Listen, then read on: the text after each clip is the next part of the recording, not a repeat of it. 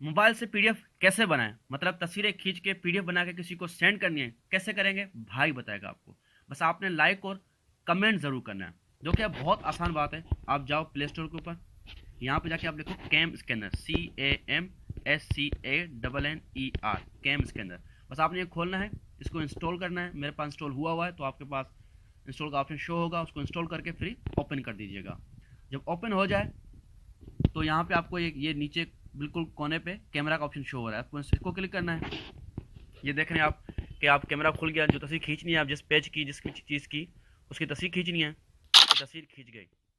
उसके बाद क्रॉप करना है, जितना आपने जितना छोटा रखना है, जिस तरीके से करना है वो आपकी मर्जी है। बेहतरीन किस्म के ऑप्शन है इसमें, अपनी मर्जी से आप क्रॉप करके नेक्स्ट को क्लिक कर दें। तो ये पहला पेज आ गया। यहाँ पे फिल्टर शो हो रहे हैं, ये ओरिजिनल था, ये मैजिक कलर, तो मैजिक कलर से और ज़्यादा साफ हो जाता है। इसको आप सेव कर दो, तो इस तरीके से पहला पेज सेव हो गया। यहाँ पे आप लिख रहा हो tap to add new page, इस पर क्लिक करें तो दूसरा पेज आप ऐड कर सकते हो। दूसरा पेज आ गया, इसको हमने फिर कैमरा तस्वीर खींची इस तरह, फिर इसको हमने नेक्स्ट किया। फिर आपने जो फिल्टर रखना है मैजिक कलर, उसको ये कर दिया, फिर सेव पे क्लिक कर दिया। तो इस तरह दो पेजेस आ गए। अब आपने करना क्या है, ये तीन डॉट आपको दिख रहे हैं टॉप पे, इसको क्लिक कर दें। ठीक है, रीनेम करें तो अपनी मर्जी का आप इसको नाम सेव कर सकते हैं। मैं सिर्फ चलाऊँ नोट्स, ठीक है, ऑटोमेटा, जो भी नाम है किसी चीज़ का, ओके कर दिया तो ये चीज़ सेव हो। अब इसको हम करते हैं शेयर।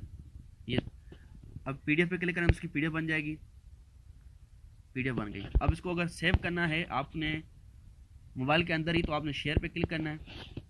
तो ये आपको लिखा हुआ है सेव टू लोकल, यहाँ यहीं कहीं पे आपको ये शो ज़रूर हो रहा होगा। तो सेव टू लोकल पे क्लिक करेंगे तो मोबाइल के अंदर इस जगह पे आप सेव हो गया। किसी को व्हाट्सएप पे सेंड करनी है तो आप व्हाट्सएप पे क्लिक करोगे और सेंड कर दोगे।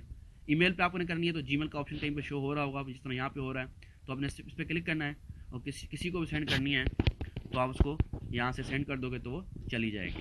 तो आपने देखा किस तरीके से मोबाइल से हम तस्वीरें खींच के उसकी पीडीएफ बना के किसी को भी सेंड कर सकते हैं, मोबाइल में सेव भी कर सकते हैं। बस अब आपने लाइक और कमेंट ज़रूर करना है। Thank you and yes, don't forget to subscribe.